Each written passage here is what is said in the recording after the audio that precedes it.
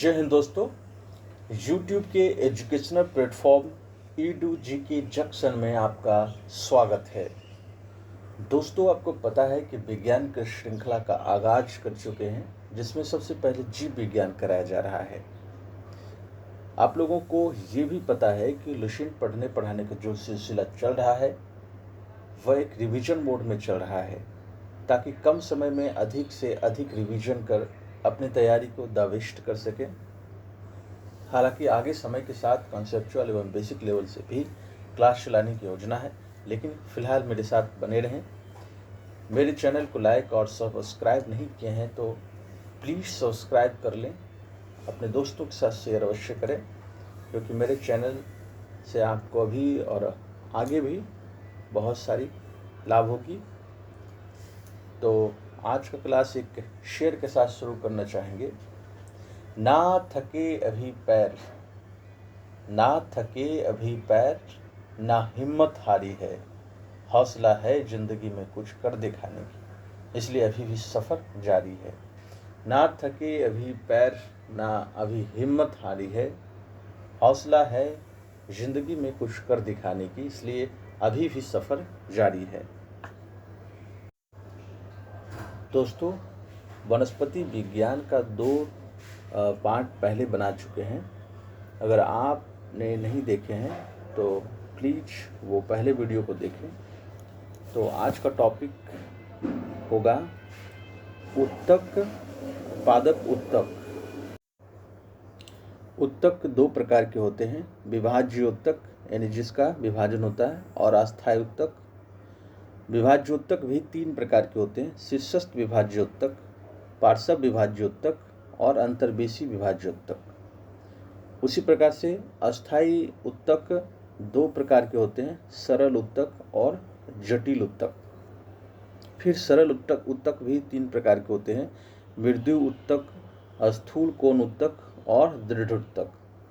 फिर जटिल उत्तक 2 प्रकार के होते हैं। जटिल उत्तक में आते हैं जाइलम और फ्लोएम।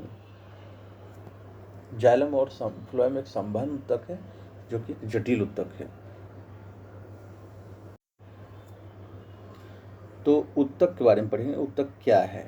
टिश्यू समान उत्पत्ति, समान संरचना एवं समान कार्यों वाली कोशिकाओं के समूह को उत्तक कहते हैं। मतलब कि जो कोशिकाएं समान कार्य के लिए हैं, जो कोशिकाएं समान संरचना और समान कार्यों वाली होती हैं, उसे उत्तक कहते हैं। क्योंकि दोस्तों, आपको पता है कि हमारे शरीर का निर्माण कोशिकाओं से हुआ है।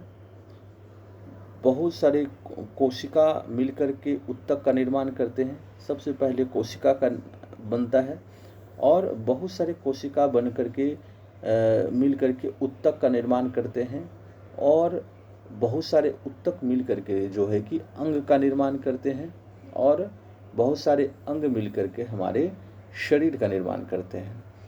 तो इस प्रकार से उत्तक जो है बहुत सारे कोशिकाओं से मिलकर बने होते हैं, और ये एक तरह की समान उत्पत्ति के होते हैं, समान संरचना के होते हैं, समान कार्यों वाली होती है, और इन कोशिकाओं के समूह को उत्तक कहते हैं।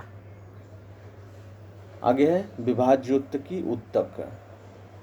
पौधे के वर्धी क्षेत्रों को विभाज्योत्तक कहते हैं। पौधे के वर्धी क्षेत्रों को विभाज्योत्तक कहते हैं। इनसे बनी संतति कोशिकाएं वृद्धि करके पौधे के विभिन्न अंगों का निर्माण करती हैं।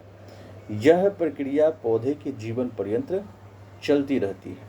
विभाज्योत्तकी उत्तक के विशिष्ट लक्षण निम्न हैं। ये गोल, अंडाकार या बहुभुजाकार होते हैं। इनकी भित्तियां पतली व एकसार होती हैं। जीव द्रव सघन, केंद्रक बड़े और रसधानी छोटी होती है। कोशिकाओं के बीच अंतरकोशिकीय स्थान का अभाव होता है। तो इस प्रकार हम लोग पढ़े हैं पादप उत्तक के बारे में। तो इसको एक बार फिर से रिवीजन करेंगे कि उत्तक क्या है। उत्तक समान उत्पत्ति, संरचना एवं कार्यों वाली कोशिकाओं के समूह को उत्तक कहते हैं। पहला विभाज्योतक। विभाज्योतक क्या है? तो विभाज्योतक पौधे के वर्धी क्षेत्रों को विभाज्योतक कहते हैं। इनसे बनी संतति कोशिकाएं वृद्धि करके पौधे के विभिन्न अंगों का निर्माण करती है। यह प्रक्रिया पौधे के जीवन पर्यंत चलती है। विभाज्योतकी उत्तक के विशिष्ट लक्षण निम्न है। ये गोल, अंडाकार या बहुभुजाकार होती है। इसकी भित्तियां पतली व एकसार होती है। जीव द्रव सघन केंद्रक तथा बड़ी रसधानी छोटी होती है। कोशिकाओं के बीच अंतर कोशिकीय स्थानों का अभाव होता है। आगे है शीर्षस्थ विभाज्योतक। शीर्षस्थ विभाज्योतक ये उत्तक जड़ों शीर्षस्थ विभाज्योतक जो है जड़ों अथवा तनों के शीर्ष पर होते हैं तथा पौधे के प्राथमिक वृद्धि विशेषकर लंबाई में इन्हीं के कारण होते हैं। पार्श्व विभाज्योतक इनमें विभाजन होने से जड़ तथा तना के घेरे में वृद्धि होती है, अर्थात इससे तना तथा जड़ों की मोटाई में वृद्धि होती है। अगला है अंतर्वेशी विभाज्योतक। यह वास्तव में शीर्षस्थ विभाज्योतक का अवशेष है जो बीच में अस्थायी उत्तकों के आ जाने से अलग हो गए हैं। इनकी क्रियाशीलता से भी पौधों की लंबाई में वृद्धि करती है। इसकी महत्ता वैसे पौधे के लिए है जिनके शीर्षाग्र को शाकाहारी जानवर खा जाते हैं। शीर्षाग्र खा लिए जाने के कारण ये पौधे अंतर्वेशी विभाज्योतक की सहायता से ही वृद्धि करते हैं, जैसे घास। देखिए ये सारे ज़्यादा इम्पोर्टेंट है नहीं, लेकिन एक बार पढ़ लीजिए। तो इसके आगे बढ़ेंगे। अस्थायी उत्तक की बात करें तो अस्थायी उत्तक उन परिपक्व कोशिकाओं के बने होते हैं जो विभाजन की क्षमता खो देती हैं, यानी अस्थायी उत्तक में विभाजन नहीं होती हैं तथा विभिन्न कार्यों को करने के लिए विभेदित हो जाते हैं। ये कोशिकाएं मृत अथवा जीवित हो सकती हैं।